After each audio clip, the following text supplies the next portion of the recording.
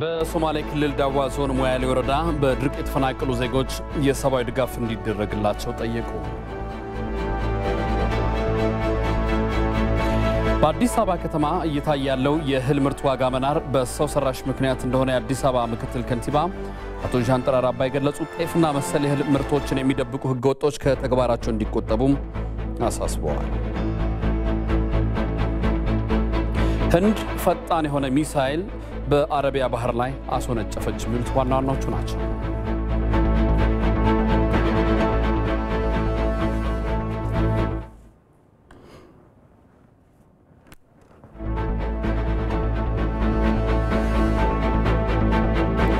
መጋቢት 2015 ዓ.ም ሰላም እንደምናመሻችሁ ተመልካቾቻችን። ከኢትዮጵያ ቴሌቪዥን የሰዓቱን ዜና ይዘን ቀርበናል። ከዜናዎቹ ጋር አንተነህ ደግፌ ነኝ። አብራችን ቆዩ። በሶማሌ ክልል ዳዋ ዞን ሞያሌ ወረዳ በድርቅ የተፈናቀሉ ዜጎችም የሰብአዊ ድጋፍ እንዲደረግላቸው ጠይቀዋል። የተረጂው ቁጥር በየጊዜው በመጨመሩ ድጋፍ ማቅረብ ከአቅም በላይ እንደሆነበትም ወረዳው አስታውቋል። ሙሉ ግርማይ ተጨማሪ አለው። እነዚህ ዜጎች በሶማሌ ክልል ዳዋ ዞን ሞያሌ ወረዳ ውስጥ ህይወታቸውን በአርብቶ አደርነት ላይ መሰረቱ ነበሩ። ለ4 ዓመት ያህል በነበረው ድርቅ ምክንያት ከብቶችና ግመሎቻቸው በማለቃቸው የተነሳ በአንድ አካባቢ ተሰብስበው ድጋፍ እየተጠባበቁ ይገኛሉ። አባርቲ ዋና ቀደም በስቴ ለ4 ዓመት ዝናብ አልዘነበም። በጣም ድርቅ ነበር። በዚህ ምክንያት የቤት እንስሳቶቻችን አለቁ። አሁን ሰው በጣም ተቸግሮ ነው ያለው። ሁሉም ንብረቶቻችን ስላለቁ እዚህ ተሰብስበን ድጋፍ እየጠበቅን ነው። አባርቲ አርዳቶኮ መድቶኮ ነሚን ዱፍነ ማንም ሰው መጥቶ የጠየቀን የለም። ከብቶቻችን፣ ግመሎቻችን፣ ፍየሎቻችን አልቀዋል። እኛም እርዳታ ብናገኝ ብለን ነው እዚህ ተሰባሰብነው። ነገር ግን ድጋፍ ስለማይደረግልን ሰው እየተጎዳ ነው። ዱፍቴ ኤጊሱኒ በአንድ አካባቢ ተጠለው ድጋፍ የሚጠብቁ ዜጎች ከዛሬ ነገ ድጋፍ በተገቢው መልኩ ይደረግልናል የሚል ተስፋን ሰንቀው ይጠባበቃሉ። የሆነና እነዚሁ ዜጎች እዚህ ግባ የሚባል ድጋፍ እየተደረገላቸው አለመሆኑን ያነሳሉ። መንግስትና ህዝብ ህይወታቸው እንዲታደግላቸውም ይጠይቃሉ። ህጎ ሰገሌ ደውለዲ ነሞ ኑህንቀር ደውለዲ ኢትዮጵያ ዋናው ችግራችን ምግብና ውሃ ነው። ድጋፍ ለምንድን ነው የማይደረግልን? እኛ በጊዜያዊነት ድጋፍ እንዲደረግልንና ከችግራችን በዘላቂነት እንድንወጣ መፍትሄ እንዲመጣ ነው የምንፈልገው። ወሐይ ክልልክ ንጉሶ ጋር መጅራኔ ክልሉ ድጋፍ ያደርጋል ተብለን እየጠበቅን ነው። ወረዳው አልፎ አልፎ በቦቴ ውሃ ያቀርብልናል። ትንሽ ምግብም ሰብስቦ ሰጥቶናል። ከተበታተንበት ከየጫካው ሰብስቦ እዚህ አድርጎናል። በአስከፊ ሁኔታ ውስጥ ነው ያለነው። እኛ የምንፈልገው መንግስትና የኢትዮጵያ ህዝብ እንዲደርስልን ነው። አንዋን ኩዕሰና አበርተን ዳዋ ዞን በሞያሌ ወረዳ በድርቅ ጉዳት የደረሰባቸው ዜጎች የተጠለሉበትም 12 ጊዜያዊ መጠለያ ጣቢያ ይገኛል። የወረዳው አስተዳደርም ምግብና ውሃ ለተጎጆች ድጋፍ ማድረግ ከአቅሙ በላይ እንደሆነበትም አስተዳዳሪው ቢሸርኪያቱ ይናገራሉ። ኦኬ ሐለዱ መርካድ waxay noqotay ሐለድ ፈረህና ከባህ ህዝቡ በድርቁ በጣም ተጎድቷል። እኛ እንደ ወረዳ ምግብ ውሃና የከብቶች መኖም እንዳቅማችን እናቀርብ ነበር። አሁን ላይ ግን በወረዳው የሚገኙ የቤት እንስሳቶች አልቋል። ሰውም ተፈናቅሎ በ12 ጊዜያዊ መጠለያ ጣቢያ ላይ ይገኛል። እንደ ወረዳም 2 ቦቴ አዘጋጅተን ውሃ እያቀረብን ነው። ማዳረስ ግን አልተቻለም። አሁን ደግሞ ይህን የምናደርግበትን በጀት የለንም። ምግብም በየቀኑ ከከተማ ነጋዴዎችና ነዋሪዎች እየለመንን ነው። ትንሽም ብትሆን የምንሰጣቸው። የተረጂው ቁጥር በየጊዜው በመጨመሩም አሁን ከአቅማችን በላይ ነው። በሶማሌ ክልል ድርቅ ከተከሰተባቸው ዞኖች መካከል በዳዋ ዞን የበረታ ስለመሆኑ ይገለጻል። ጉዳት ለደረሰባቸው ለዞኑ ነዋሪዎችም ድጋፍ ከማድረግ አንጻር ዞኑ ከአቅሙ በላይ እንደሆነበት መግለጹንም መዘገባችን ይታወሳል። ለኢቲቪ ሙሉ ግርማይ ነኝ፣ ሶማሌ ዳዋ ዞን። ከደንበኞች የሚነሱ የአገልግሎትና የአሰራር ክፍተቶችን በ3 ዓመት ጊዜ ውስጥ ለመፍታት እየሰራ መሆኑን የኢትዮጵያ ኤሌክትሪክ አገልግሎት አሳወቀም። አገልግሎቱ ይህንን ለማድረግ እንዲያግዙትም ለሕዝብ ተወካዮች ምክር ቤት ለመንግስት የልማት ድርጅቶች ጉዳዮች ቋሚ ኮሚቴ አባላት እቅዱን አቅርበዋል። የምክር ቤቱ አባላቱ የተቋሙን አሰራርና አቅጣጫዎች እንዲያውቁትም ማብራሪያ ተሰጥቷል። የኢትዮጵያ ኤሌክትሪክ አገልግሎት ዋና ስራ አስፈጻሚ አቶ ሽፈራው ተሊላ የኤሌክትሪክ ተደራሽነትና ጥራት ለማሳደግ በርካታ ስራዎች እየተሰሩ ነው ብለዋል። ከፍተኛ የኃይል መቆራረጥና የአቅም ውስንነት ያለባቸውን መሰረተ ልማቶች በቀጣይ 3 ዓመታት ውስጥ ቅድሚያ ተሰጥቶ ዋና የሆኑትን የምናሳድግበትና የምንለውጥበት ሁኔታ አለ። ከዚህ በተጨማሪ ደግሞ በገጠር ኤሌክትሪፊኬሽን የኤሌክትሪክ ተደራሽነትን ለማሳደግ በሶላር ሚኒ ግሪድ እና ከግሪድ ተጨማሪ ደንበኞችን አገራችን ላይ ያለው አክሰስ እስካሁን ወደ 50% ነው። ከዛም በተወሰነ ደረጃ የሚያንስ ነው።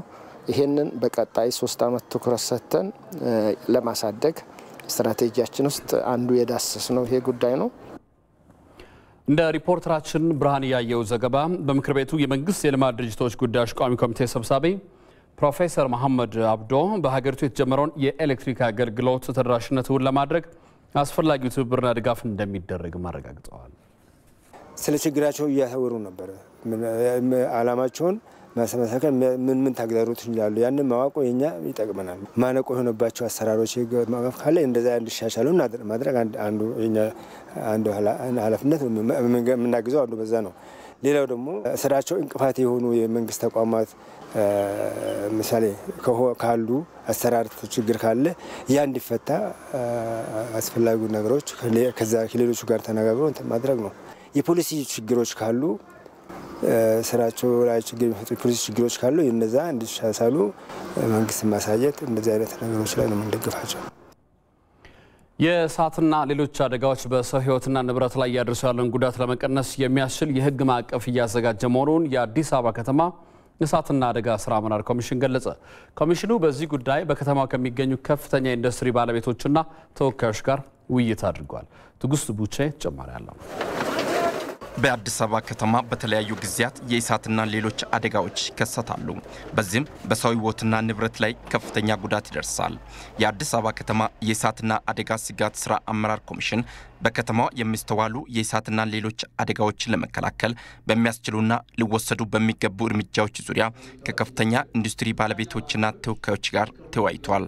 የአዲስ አበባ ከተማ እሳትና አደጋ ስጋት ስራ አመራር ኮሚሽን ኮሚሽነር ፍስሐ ጋርደው በከተማ የአደጋ ተጋላጭነት ሁኔታ በተመለከተ ጥናት መደረጉን አንስተው ለዚህም ዝርዝር ምክንያቶችን አስቀምጠዋል። በእርግጥ አደጋ አይነቱ ብዙ ነው፣ ግን ደግሞ ደረጃ ሰጥተን ስናይ በከተማችን ውስጥ ጎላ ብለው ከሚከሰቱ አደጋዎች የመጀመሪያ ደረጃውን የሚይዘው የእሳት አደጋ ነው። አደጋ በባህሪው ያለ ምክንያት የሚከሰት አይደለም።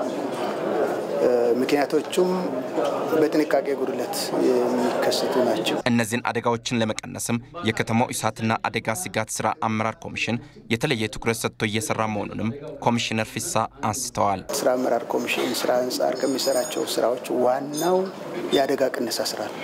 ስለዚህ እኛ አንዱ አደጋ ከመቀነስ ስራ አንጻር ለተደራጁ የህብረተሰብ ክፍሎች፣ ለተቋማት፣ ለነዋሪዎች በብሎክ በቀጠና ለመንግስት ተቋማት በሙሉ የአደጋ ስጋት ደህንነትን ጥንቃቄ እንዲያደርጉ እናስተምራለን። በቀጣይም አደጋን ለመከላከል ለሚደረገው ጥረት የህግ ማዕቀፎች ተዘጋጅተው በየደረጃው ከህብረተሰቡ ጋር ውይይት እየተደረገ መሆኑንም ኮሚሽነሩ ገልጸዋል። ደንብ ቁጥር 132/2014 የአደጋ ስጋት ደንብ ተብሎ በከተማ አስተዳደሩ ጸድቋል።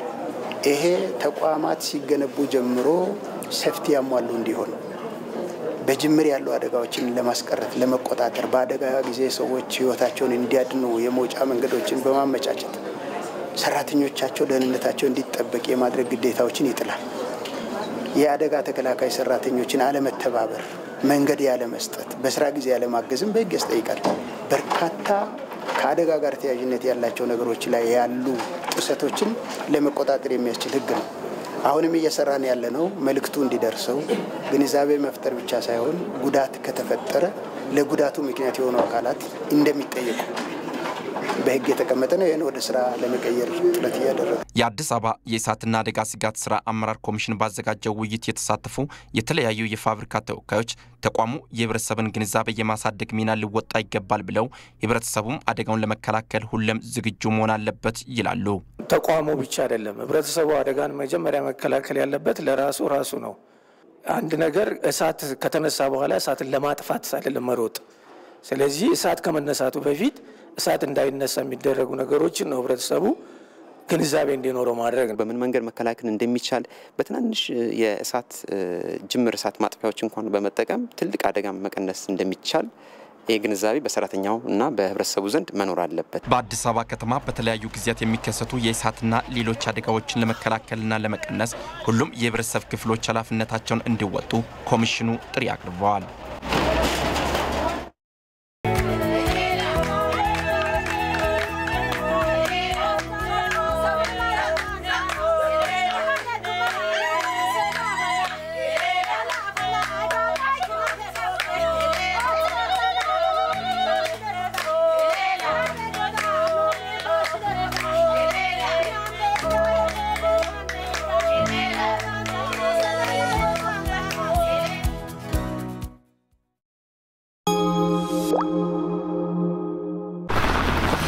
በመቶ በስጦታ ያገኛሉ።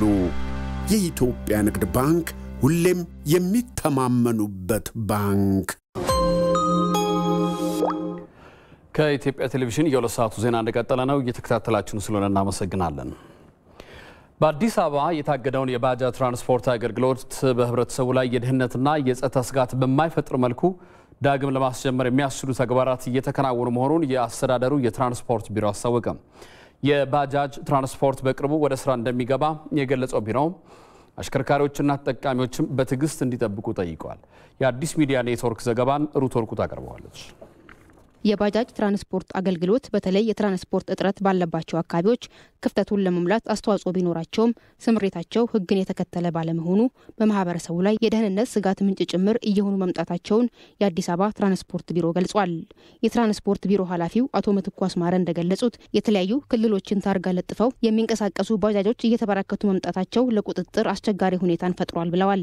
እንደ ከተማ አስተዳደር ከ2001 ዓመተ ምህረት ጀምሮ የባጃጅ ትራንስፖርትን በሚመለከት የከተማ መስተዳደሩ ምንም አይነት ታርጋ ለተሽከርካሪዎቹ እየሰጠ አይደለም። ስለዚህ አብዛኞቹ ከተለያዩ ክልሎች የመጡበት ወይም የተለያየ ክልሎችን ይዘው የሚሰሩበት መሆኑ የከተማ አስተዳደሩ እነዚህ የባጃጅ ትራንስፖርት አገልግሎት የሚሰጡት አካላትን አያደራጅም፣ ታሪፍ አያወጣም፣ አሰራር ስርዓት አልዘረጋም፣ ስምሪቶችንም አይሰጥም። በተለይም የባጃጅ ትራንስፖርት በማህበረሰቡ ላይ እየፈጠረ የመጣው የደህንነት ስጋት እየተባባሰ መምጣቱ መፍትሄ የሚፈልግ ችግር መሆኑንም አቶ ምትኩ አስረድተዋል።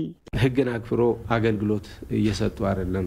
በተለያየ ሚዲያዎች የምንሰማቸው ከግድያ ጋር፣ ከአስገድዶ መድፈር ጋር፣ ከሌብነት ጋርም ተያይዞ በሰፊው የሚሳተፉት እነዚህ በባጃጅ ትራንስፖርት አገልግሎት የሚሰጡ አካላት መሆናቸው ያው የቅርብ ጊዜም ሁኔታ ነው። ተሽከርካሪዎችን በመጠቀም ህገወጥ ተግባራት ውስጥ የመሳተፍ በጣም በሰፊ ነው። ከሌቦች ጋር የመተባበር በኮንትራት ሽፋን የሌባ ተባባሪዎች የመሆን እንደዚህ የማድረግ ስራዎች በጣም ሰፊዎች ናቸው። የከተማ አስተዳደሩ ከባጃጅ ትራንስፖርት ጋር በተያያዘ በማህበረሰቡ ላይ የተፈጠሩ የደህንነትና የጸጥታ ስጋቶችን በሚቀርፍ መልኩ አሰራር ዘርግቶ የተገደበውን አገልግሎት ዳግም ለማስጀመር እየሰራ መሆኑንም ገልጸዋል። የአሰራር ስርዓቶች ካለቁ በኋላ ከጨረስም በኋላ የሚሰሩባቸው መስመሮች ላይ በልዩ ሁኔታ ካለቁ በኋላ ከዛም በዘለለ ያው ለክትትልና ለቁጥጥር ቅድም አንደኛው ክትትልና ቁጥጥር ላይ የማይመች ሁኔታ ነው ያለው። ስለዚህ ያንን መነሻ ተደርጎ ራሱን የቻለ ታፔላ ይኖራቸዋል። ከየት ነው የሚሄዱት፣ ከዛ መስመሮች አይወጡም። ከዛ በዘለለ የማህበሩ ሎጎም እንዲለጥፉ ይደረጋል የማህበራቸውን። ያ ማለት ነው አንድ ችግር ፈጥሮ ቢሄድ የትኛው ባጃጅ ነው የትኛው ማህበር አባል ነው፣ ለዚህ አጠቃላይ ማህበሩ የሚጠየቅበት ሁኔታ ያጠያየቅም ስርዓቶች አሉት። እሱ እንዳለቀ ምንገባ ነው የሚሆነው። በአዲስ አበባ በ8 ክፍለ ከተሞች በተደረገ ምዝገባ 9950 ባጃጆች ተመዝግበዋል። በቅርቡ አገልግሎቱን በተደራጀ መልኩ ለማስጀመር እየተሰራ ሲሆን አሽከርካሪዎችና ተጠቃሚዎችም በትዕግስት እንዲጠብቁ ተጠይቋል። በኢትዮጵያ የቤተሰብ ቢዝነስ ለትውልድ ተሻጋሪ ባለመሆኑ ለሀገር ኢኮኖሚ የሚያበረክተው አስተዋጽኦ እንዲቀንስ ማድረጉ ተገለጸ። የቤተሰብ ንግድ ለስራ ፈጠራ ወሳኝ በመሆኑ ሊጠናከር እንደሚገባም የዘርፉ ባለሙያዎች ተናግረዋል። መቅደላዊት ደረጃ ተጨማሪ አላት። አቶ ወሰኑ ኩመላ የኦሜዳድ ኃላፊነቱ የተወሰነ የግል ኩባንያ ዋና ስራ አስኪያጅ ናቸው። ድርጅታቸው ከ30 ዓመት በፊት በ5 ሰዎች የተመሰረተ የቤተሰብ የንግድ ስራ ነው። አቶ ወሰኑ ከመስራቾች ቀጥሎ ሁለተኛ ትውልድ በመሆን ድርጅቱን እየመሩ እንዳሉ ይናገራሉ። ግራጁዌት ካረኩ በኋላ ኦሜዳድ ውስጥ የገባሁት ወደ 24 ዓመት ነው ኦሜዳድ ውስጥ የሰራሁት። ስለዚህ አንዱ መለኪያ ያረጉት ምንድነው ኮሚትድ ሆኖ ድርጅቱ ላይ ታማኝ ሆኖ ለስንት ዓመት ይሰራል የሚለውን ያዩ ይመስለኛል። እና ዋናው ምንድነው ክራይቴሪያ አስቀምጠው የድርጅቱን ፋውንደሮቹ ያስቀምጡትን ራዕይ ሼር የሚያደርግ ልጅ አይደንቲፋይ ማድረግ ማለት ነው። እሱን አይደንቲፋይ ፕሮሰስ ሰሩ። ከዛ በኋላ ደግሞ ኮች አድርገውናል። ኮችንግ እኔ አሁን ስራ የጀመርኩት በጣም ታች ከሆነ እንደው የባለቤት ልጅ ነኝ ምናምን ተብዬ ፖስት አግኝቼ ሳይሆን ዝም የፐርሶኔል ስታፍ ሆኜ ነው የጀመርኩት። ከዛ የመምሪያ ኃላፊ፣ ከዛ አክቲንግ ስራ አስኪያጅ፣ ከዛ I think 18 ዓመት በኋላ ነው ወደ ስራ አስኪያጅነት። ኦሜዳድ በሀገራችን እምብዛም እንደሆነ ለሚነገረው የትውልድ ድርጅት መመስረት እንደ ምሳሌ ይጠቀሳል ሲሉም የመስራቾቹን ልምድ ተናግረዋል። መስራቾቹ መጀመሪያ በጣም ጥሩ ስራ ሰርተዋል። የትውልድ ድርጅት ለማቋቋም ያሉት ክላሪቲ ነበራቸው ቪዥኑ ላይ። ገና ድርጅቱ ኦሜዳድ ሲቋቋም ኦሜዳድ የትውልድ ድርጅት መመስረት በሚል ስለሆነ ኮር ቫልዩ ካምፓኒ ኦፍ ጄኔሬሽን መፍጠር ነው። ሁሉም አምስቱም መስራቾች ይሄን እምነት ይዘው ስለተነሱ ፍሮም ደ ጌት ከመጀመሪያው ራሱ የሰክሴሽን ፕላን የቢዝነስ ሞዴሉ አካል ነበረ። ታዲያ ይህን ችግር እንዴት መፍታትና ከትውልድ ትውልድ የሚያልፍ ድርጅት ማቋቋም ይቻላል በሚል ምክክር ተካሂዷል። መረጃዎች እንደሚያሳዩት በኢትዮጵያ ኢኮኖሚ 85% የቤተሰብ ንግድ ስራ አስተዋጽኦ ያደርጋል። በቤተሰብ ንግድ ስራ ላይ ረጅም ዓመት ጥናት ያደረጉትና የኢትዮጵያ የቤተሰብ ቢዝነስ ፎረም አስተባባሪ አቶ ሰለሞን ግዛው በኢትዮጵያ የቤተሰብ ንግድ ስራዎች ረዘም ላለ ጊዜ የሰሩ ሆነውና በፋይናንስም የደረጁ ሆነው ቀጣይነት ግን የላቸውም ይላሉ። በቤተሰብ ቢዝነስ የሚያጋጥሙ ችግሮች በጣም ብዙ ናቸው። ጎልቶ የመጣው ችግር ግን አብዛኞቹ ከትውልድ ወደ ትውልድ አይተላለፉም እንደ ስራ ስለማይቆጠር። ከሁለተኛው ደግሞ በቋሚነት ቢዝነሶች ትልቅ ቢዝነሶች የተሳካላቸው ትልቅ በዓለም አቀፍ ደረጃ ስማቸው ቢጠሩ የቤተሰብ ቢዝነሶች ናቸው። ጠንካራ ጎን አላቸው። የሶሻል ካፒታሉ ትልቅ ነው። ነገና ያሉ ግን ያው በተፈጥሮ ችግር ምክንያት የመሰረቷቸው ሲሞቱ ልጆቻቸው በዛ መልኩ ያስቀጥሉ። የቤተሰብ ንግድ ስራ መጠናከር ለስራ ዕድል ፈጠራውም የጎላ ድርሻ አለው ያሉት አቶ ሰለሞን የሌሎች ሀገራትንም ልምድ ይናገራሉ። በትልቅ ባደጉ ሀገሮች በእንግሊዝ በጣሊያን ትልቅ ነው። የጣሊያኖች 94% የስራ ዕድል ፈጣሪዎቹ ናቸው። አሜሪካ ውስጥ ራሱ 60% ፈጣሪዎቹ እነሱ ናቸው።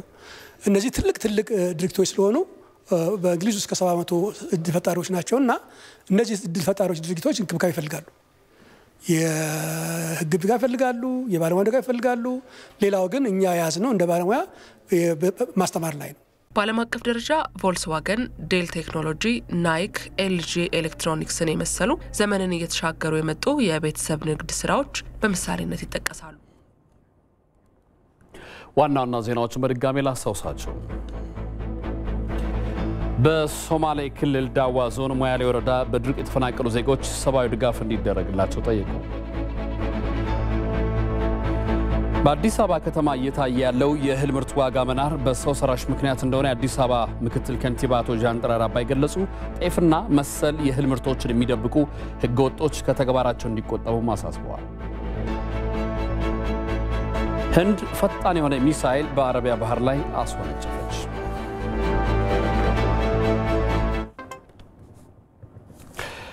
የግብርና ሚኒስቴር የግብርና ዘርፍን ከሚደግፍ ባለድርሻ አካላት ጋር መቀናጀት ምርትና ምርታማነትን ለማሳደግ የተለያዩ እንቅስቃሴዎችን በማድረግ ላይ እንደሚገኝ ሳሳካው አፍሪካ አሶሲዬሽን ገለጸ።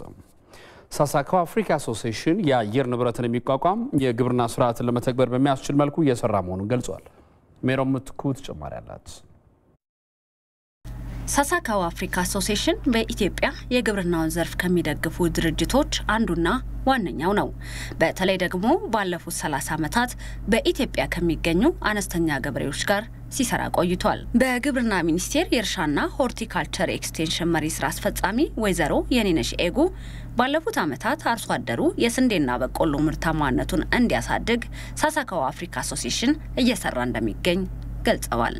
ቀደም ባሉት አመታት በስንዴና በበቆሎ ላይ በርካታ ዴሞንስትሬሽን የአቅም ግንባታ ስልጠናዎች በጣም ጥብቅ የሆነ የክትትልና ድጋፍ ስራዎችን በመስራት አርሶ አደሩ ምርትና ምርታማነቱን በጣም በከፍተኛ ሁኔታ እንዲጨምር በማድረግ ትልቅ በኢትዮጵያ ኤክስቴንሽን ታሪክ ውስጥ አሻራውን የጣለ ድርጅት ነው። ድርጅቱ ግብርናው የአየር ንብረት ለውጥን የሚቋቋም የስነ ምግብ ስርዓቱ የተስተካከለና ገበያ ተኮር እንዲሆንና አሁን እየተመረተ ያለው የበጋ መስኖ ስንዴ ይህን ሂደት ተከትሎ እንዲመረት በማድረግ ላይ እንዳሉ የገለጹት ደግሞ በሳሳካዋ አፍሪካ የኢትዮጵያ ዳይሬክተር ዶክተር ፋንታሁን መንግስቱ ናቸው። ሳሳካዋ በአሁኑ ሰዓት አሁን እየተካሄደ ያለው የበጋ መስኖ ስንዴም በዚህ ማዕቀፍ ዘላቂነት ባለው ሁኔታ ይካሄድ ዘንድ በአንድ በኩል ፕሮፊታቢሊቲ ማርኬታቢሊቲ ወይም አርሶ አደሩ በቂ ገቢ እንዲያገኝ የምርት ግብዓቶችን በተለይ አሁን ካለው የማዳበሪያ ውድነት አንፃር የተፈጥሮ ግብዓቶችን ጭምር አካቶ እንዲሄድ ሁለተኛም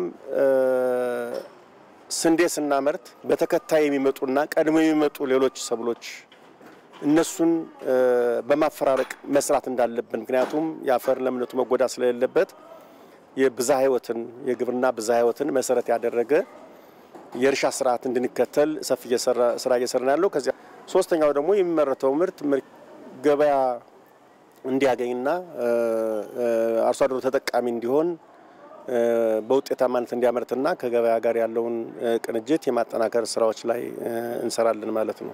የምግብ እጥረትና የአመጋገብ ደህንነት ችግርን ለመቅረፍ የተለያዩ ቴክኖሎጂዎችን በመጠቀም ከባለድርሻ አካላት ጋር በመቀናጀት እየተሰራ እንዳለ የገለጹት ደግሞ በኢትዮጵያ ግብርና ምርምር ኢንስቲትዩት የሰብል ምርምር ዳይሬክተር ዶክተር ታዬ ታደሰ ናቸው። ምርትና ምርታማነት መጨመር አንዱ ዋና ግብ ነው።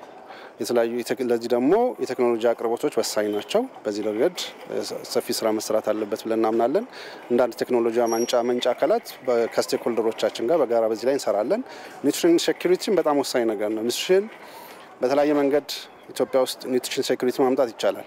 አንድን ሰብል በማምረት ኒውትሪሽን ሴኩሪቲ ማምጣት አይቻልም። እንደተባለው የተለያዩ የክሮፕ የሰብል አማራጮችን እንዲጠቀሙ ማድረግ ዝርያዎችን ደግሞ ኢንታክት እንዲሆኑ ማለት ኒውትሪሽናሊ ብቃት እንዲኖራቸው ማድረግ አሁን ምርምር የሚሰራቸው ስራዎች አሉ። አንድ ዝርያ በማይክሮ ኒውትሪየንት በፕሮቲን ደረጃ የራሱ ይዘት ኖሮት የሚሰራቸው ስራዎች አሉ። በድንች ይሰራ ነው አለ በበቆሎ ነኝን አንድ ኒውትሪሽናል ሴኩሪቲ ፕሮዳክት ወይም ቴክኖሎጂ ወደ ተጠቃሚው መሄድ ስላለባቸው እንግዲህ ካሉት አካላት ጋር በጋራ መስራት የግድ ያስፈልጋል ብለን እናምናለን። በግብርና ዘርፉ የሚታዩ ክፍተቶች በአንድ ተቋም ብቻ የሚፈታ ባለመሆኑ ሁሉም ባለድርሻ አካላት በጋራ ሊሰሩ እንደሚገባ ተጠቁሟል። የምርት አቅርቦት ወደ አዲስ አበባ ሳይስተጓጎል እንዲገባ ከክልሎች ጋር በመነጋገር ኬላዎች እንዲከፈቱ እየተደረገ መሆኑ ተገለጸ። በአዲስ አበባ ምርት በብዛት ሳይስተጓጎል እንዲገባ ለማድረግ የተቋቋመው ግብረ ኃይል ወደ ስራ መግባቱን አስተዳደሩ አስታውቋል። የአዲስ አበባ ከተማ አስተዳደር ምክትል ከንቲባና የስራ ኢንተርፕራይዝና ኢንዱስትሪ ልማት ቢሮ ኃላፊ አቶ ዣንጥራር አባይ ከወቅታዊው የእህል ዋጋ መናር ጋር ተያይዞ ዛሬ ከኢትዮጵያ ፕሬስ ድርጅት ጋር ቆይታ አድርገዋል። አቶ ዣንጥራር እንዳሉት በአዲስ አበባ ያለው ህብረተሰብ ሰፊ የጤፍ ፍጆታ ይፈልጋል።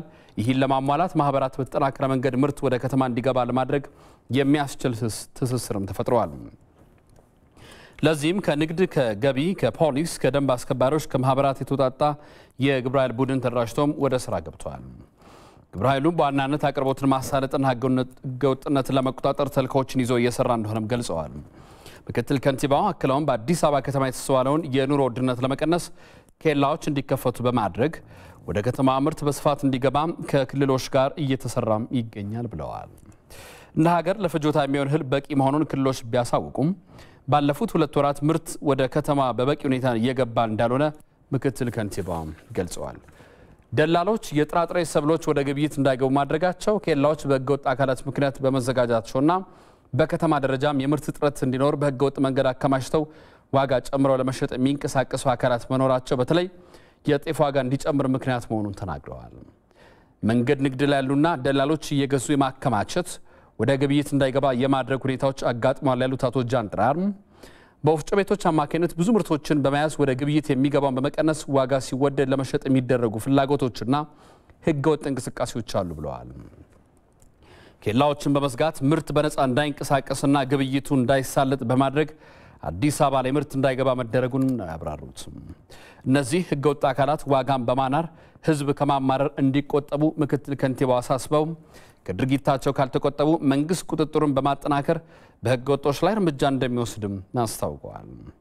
በአዲስ አበባ ከተማ የኑሮ ውድነት አስከፊ መሆኑን የከተማ አስተዳደሩ ይረዳል ያሉት ምክትል ከንቲባው በቅርብ ጊዜ ውስጥ ህብረተሰቡ መፍትሄ እንደሚያገኝም ተናግረዋል። ኢትዮጵያ ፕሬስ ድርጅት የከተማዋን ነጋዴዎችና ሸማቹን በማነጋገር የተፈጠረውን ችግር በማስመልከት ከሰሞኑ ሰፊ ዘገባ ማቅረቡም ይታወሳል።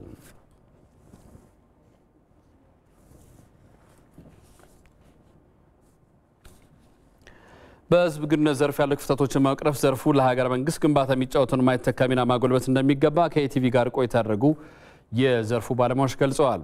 ባለፉት ዓመታት የህዝብ ግንኙነት ስራዎች በታቀደ መንገድ ለመተግበር የተደረጉ ጥረቶች ቢኖሩም ወጥነት ባለው መንገድ በመተግበር ረገድ ክፍተቶች መኖራቸውን ደግሞ የሲዳማና የደቡብ ክልሎች የህዝብ ግንኙነት የስራ ኃላፊዎች ተናግረዋል። ሚካኤል ገዙ ተጨማሪ ያለው የህዝብ ግንኙነት ዘርፍ በየዘመናቱ የተለያዩ ስያሜዎችን ይዞ እያደገ መጥቷል። በሐዋሳ ዩኒቨርሲቲ የውጭ ግንኙነትና ኮሚኒኬሽን ጽህፈት ቤት ዋና ዳይሬክተር ዶክተር እመቤት በቀለ ሙያው ተቋማት ከያዙት ራዕይ በመነሳት በተቋማትና በህዝብ መካከል ያለ ግንኙነትን የሚያጠናክር እንደሆነ ያስረዳሉ። ማንኛውም ተቋም ክላየንቶቹን ወይም ደንበኞቹን ማስተባበርና እዛ ጎል ውስጥ ተሳታፊ ማድረግ መቻል አለበት። ምክንያቱም የህዝብ ግንኙነት ስራ ማለት ምስል መፍጠር ነው፣ ግንዛቤ መፍጠር ነው። ይህንን ግንዛቤ ህብረተሰቡ ዘንድ እንዲደርስ ለማድረግ የህዝብ ግንኙነትና ኮሚኒኬሽን ስራ በጣም የማይተካ ሚና አለው። የሲዳማ ክልል ፕሬስ ሴክሬታሪያት ጽህፈት ቤት ምክትል ኃላፊ አቶ ኢያሱ ዳዊትና በደቡብ ክልል የመንግስት ኮሚኒኬሽን ጉዳዮች ቢሮ የሚዲያ ሞኒተሪንግ ጥናትና ምርምር ዳይሬክተር አቶ ዘለቀ ከበደ በባለፉት የለውጥ ዓመታት የህዝብ ግንኙነት ስራዎችን በታቀደ መንገድ ለመተግበር የተደረጉ ጥረቶች ቢኖሩም ወጥነት ባለው መንገድ በመተግበር ረገድ ግን ክፍተቶች መኖራቸውን አንስተዋል። በተገቢው መልኩ አድርሰናል ባንልም እንኳን ቢያንስ ሀገራዊ አንድነት እንዲኖረው አስተሳሰብ አንድ እንደሆነ ንቃተ ህሊናው እንዲጨምር ከማድረግ አንፃር መልካም ስራዎች ተሰርተዋል ማለት ይቻላል። ኮሚኒኬሽን ቫልዩን ኮሚኒኬሽን ሚለው ተቋም እና ጽንሰ ሀሳቡን ራሱ በስከታችኛው ድረስ በደንብ ተረድቶ የመንግስት የሚመለከታቸው ኃላፊም ተረድቶ በዛ ልክ ማህበረሰቡም ጭምር ተገንዝቦት መሰራት የሚገባቸው ቀሪ ስራዎች እንዳሉ አምናለሁ። ግን በርካታ በሚባሉ ወቅታዊ ጉዳዮች ላይ በርካታ ስራዎች ተሰርተዋል። በዋና ዋና ሀገራዊ የትኩረት አቅጣጫዎች ላይ በማትኮር ሁለንተናዊ ሀገራዊ እድገት እንዲረጋገጥም ዘርፉ ሚናው የጎላ ስለመሆኑ ገልጸዋል። የመንግስት ኮሚኒኬሽን ስራው የመንግስት ፖሊሲዎች፣ አጀንዳዊ ፕሮግራሞች ማሳወቅ፣ ህዝቡ ውስጥ ሄዶ በዛ ልክ የተፈጠረውን ግንዛቤ ቼክ ማድረግ፣ ክፍተቶች ላይ መስራት፣ ደጋግሞ መስራት፣ ቅድም የምትለውን ባህሪው የተለወጠ አስተሳሰቡ፣ አመለካከቱ የተለወጠ ህብረተሰብ መፍጠር፣ ወደ ንቅናቄ መክተት፣ ተጠቃሚ ማህበረሰብ ማምጣት፣ ፖሊሶችና ስትራቴጂዎችን አለፍ ስል ደግሞ እቅዶችን ለህዝብ የማድረስ ለህዝብ ጆሮ የማድረስ ስራዎች ከዛም ህዝቡ የሚጠይቃቸው ጥያቄዎችንም ደግሞ ወደ መንግስት በማምጣት ድልድይ ሆነን ባለፉት 2 ዓመታት ጥሩ ነው የሚባል ነገሮች መስራት ተችሏል። የማህበረሰብ ግንዛቤን በማሳደግ የህዝብን ጠንካራ ተሳትፎ በሚፈልጉ ጉዳዮች ላይ የህዝብ ግንኙነት ዘርፉ ትልቅ ድርሻ እንዳለው የገለጹት ዶክተር እመቤት ለሀገረ መንግስት ግንባታም የማይተካ ሚና እንዳለው አስረዳሉ። ባህል ብዝሃነት ሊሆን ይችላል፣ የቋንቋ ብዝሃነት ሊሆን ይችላል፣ የሃይማኖት ብዝሃነት ሊሆን ይችላል። ይቺ ሀገር የኔ ናት ብለው ዜጎቿ ይኮሩባታል ወይ? የሚስማሙበት የራሳቸው የሆነ የሀገራዊ ገጽታ አላቸው ወይ? ይቺ ሀገር የኔ ናት ሲሉ ታሪኳንም ፖለቲካዊ አሰራሩንም ብዙሃኑ ይቀበላሉ ወይ? ብዙዎችን ያማከለች ሀገር መስርተናል ወይ? ስለዚህ አቲቲዩድ ላይ ነው የሚያተኩረው ኔሽን ቢልዲንግ የሚባለውና የህዝብ ግንኙነት ባለሙያዎች ስራ በጣም ትልቅ ሚና አለው በዚህ ረገድ። ከሐሰተኛ መረጃዎች ስርጭት ጋር በተያያዘም ፈጣንና ታማኝ መረጃዎችን ለህዝብ በማድረስ ረገድ በስፋት ሊሰራ እንደሚገባም ተመላክቷል። የብሔራዊ መረጃና ደህንነት አገልግሎት መልካቸውን እየቀየሩ የመጡ ስጋቶችን የሚመክቱ ስምሪቶች እያከናወነ መሆኑን አስታወቀ። የብሔራዊ መረጃና ደህንነት አገልግሎት መልካቸውን እየቀየሩ የመጡና ተለዋዋጭ የሆኑ ሀገራዊ የደህንነት ስጋቶችን የሚመክቱ የቅድ ክለሳዎች በማድረግ ስምሪት እያከናወነ መሆኑን አስታውቋል። አገልግሎት መስሪያ ቤቱ የበጀት ዓመቱን የ6 ወር የስራ አፈጻጸም ግምገማ አስመልክቶ ለመገናኛ ብዙሃን በላከው መግለጫ እንዳስታወቀው ተቋሙ ከተሰጠው ሀገራዊ ተልዕኮ በመነሳት ያከናወናቸው ተግባራት አጠቃላይ የጸጥታ ሁኔታ እንዲሻሻል ማስችለዋል። የኢትዮጵያ ብሔራዊ ደህንነትና ጥቅም እንዲጠበቅም አድርገዋል።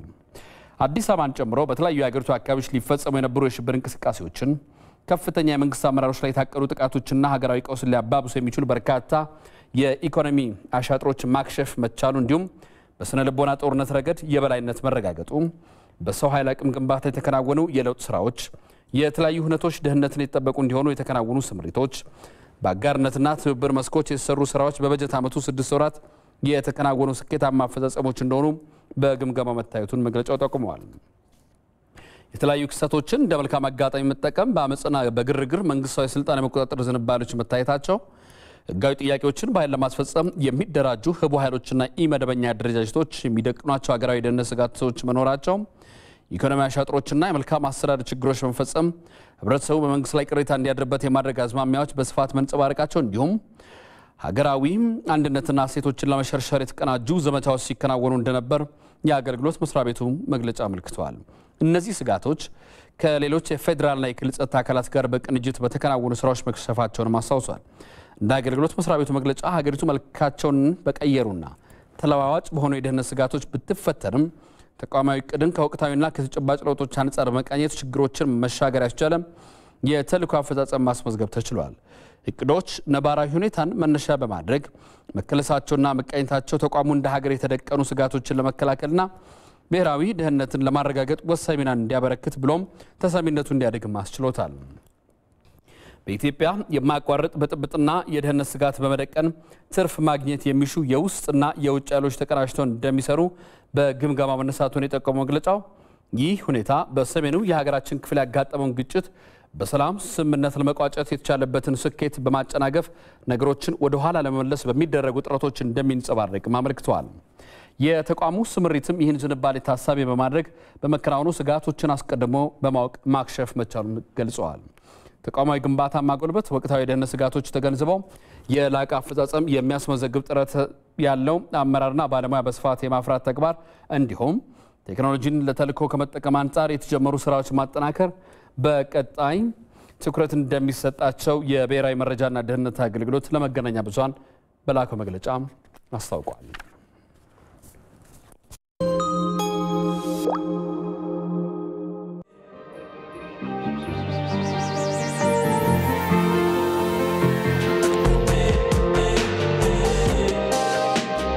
ብርቱ ጥረት ያማረ ውጤት ይሰጣል። ለሚወዱት ነገር መጽናት ደስታን ያጎናጽፋል። የድካም ውጤትን መመልከት እርካታን ይቸራል።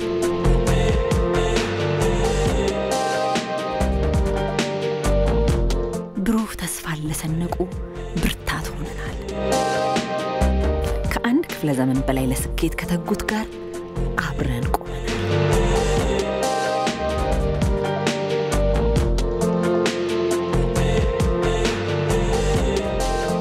የኢትዮጵያ ልማት ባንክ የልማት አጋሩ።